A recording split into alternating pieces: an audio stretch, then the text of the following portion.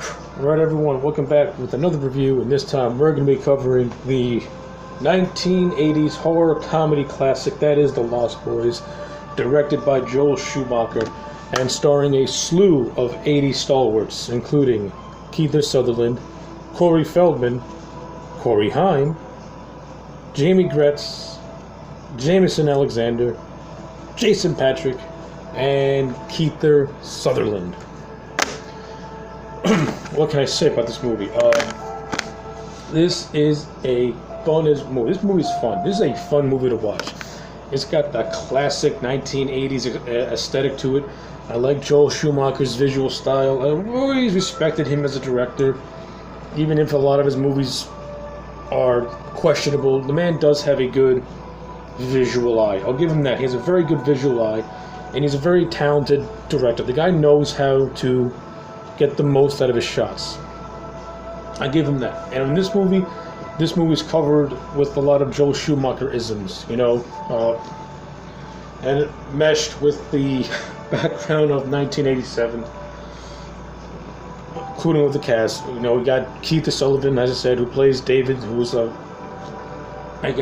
the leader of this gang of vampires, and I love Kiefer Sutherland in his 80s movies, especially when he plays a villain, because he has such a cool, calm confidence to him, and he's very chilling. He gives very chilling performances because he's so calm, he's so cool, he's so collected. And as David, I really like him as David. He has a good presence as David. I like the look. I like the attitude that he has. That cool, homicidal confidence he has. Kiefer Sutherland, I've always found Kiefer Sutherland to be a very underrated actor when it comes to his roles. I don't think he gets enough credit. Of course, they got Jason Patric, who plays the character of Michael, who David seduces to come to his gang. Now, for those of you if you don't know Jason Patric, you will know Jason Miller, and for you horror fans out there, Jason Miller played Father Damien Karras in the original Exorcist movie. Jason Patric is his son, and Jason Patric also puts on a good performance as Michael. I like the whole teen angst. I like how they made him turning into a vampire as a way of him being teen angst, and things are happening that that no one will understand and stuff like that. So I like all that, because this really is like a teenage coming of age movie with vampires, which I thought was pretty cool. Jamie Gretz, who plays the love interest as Star, she's also pretty good. I think there's certain scenes where her acting could be a little stilted, but near the end of the movie, the chemistry between her and Michael really starts to shine, and they start to really work well with each other. Corey Haim as Sam is funny as hell. I like the chemistry that he and Jason Patric have, that older younger brother vibe. They work really well off each other, and I especially love the chemistry that Haim has with Jameson Newlander and Corey Feldman, Edgar Allan, the Frog Brothers. To me, the Frog Brothers steal the show. They are hilarious as these know-it-all vampire experts, and the friendship and chemistry they have with Haim is hilarious. And you can actually get a sense of a real friendship that is playing on screen, which I thought was pretty cool. Other characters that I like the crazy grandfather character. I think has a lot of cool, funny lines, especially at the end. The one thing about Santa Claus is all those damn vampires. Thought that was funny shit. You got Edward Herman, who is the actual leader of the Santa Claus vampires, and I like the whole subplot of him trying to pretty much court the mother of Michael and Sam, and of course, to do that, he's going to turn Michael and Sam into vampires to make the transition of their mother joining them much more simple in his mind. So I like how that subplot ties into the old greater part of the movie, which I thought was pretty good in the way they did it. Some of David's vampire friends, you might remember some of them. You have Alex Winter, who's Bill in Bill and Ted. He has a nice little cameo. He has a nice little role in this movie.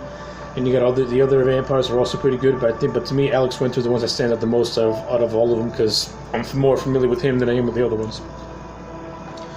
I like the camera tricks that Joel Schumacher's able to use, especially there's some really cool, beautiful POV shots that he uses as like from the vampire perspective, which I thought was really cool. Especially when Jared McMahon's cry little sister's playing to one scene, and you get this beautiful swooping shot where just above the camera's above clouds and the vampires are flying to their cave coffin. Really, really cool, beautiful shots going on there. And I like how this movie's not ultra violent, so it doesn't have a lot of violence in it, which it doesn't really need, in my opinion. But it's very tasteful with its violence, which I can appreciate as a way to make this movie a little more accessible. And like the whole fight scene between the brothers and the Frog Brothers, between the four brothers against the vampire gang in the house is fun to watch, especially and very comedic as well, especially with the dog Nanook, who I love, which is a husky, and I love huskies. And the Nook gets to get a vampire kill shot, which is thumbs up in my book, because awesome. Get that husky award. And of course the final fight between David and Michael's very entertaining to watch, where Michael's resisting and is able to beat David. But of course he finds out that David ain't the head vampire, it's actually Bernard Herrmann's character of Max, who's the real head vampire. And of course he's taken out by Grandpa at the end, which is hilarious. So yeah, again, this is, to me, a very fun movie. This is a quintessential 80s movie. It's got that 80s soundtrack written all over it, which to me makes it a killer soundtrack, because 80s music, I love 80s music. I grew up with 80s music. And you got a soundtrack that includes In Excess and Echo and the Bunnymen, and I can't say no more. In terms of a musical soundtrack, Lost Boys to me has one of the best 80s soundtracks, and it really just enhances the whole movie to itself, which is awesome. So yeah, at the end of the day, I'm going to give Lost Boys a solid 8 out of 10. Good direction, good acting, it blends the horror and comedy really, really well, and not only that, this movie knows what it is, which is a teen drama with a vampire backdrop, but also a comedy where you can tell that everyone's enjoying themselves and is having a lot of fun, and this movie was made with a lot of heart. So yeah, solid 8 out of 10. If you haven't seen The Lost Boys, what does it matter with you? If you like vampire movies, and if you just like 80s movies in general, this to me is one of those quintessential 80s movies that you need to watch. Okay, well, that's my opinion. Like, comment, and subscribe, and I'll check you back next time for more.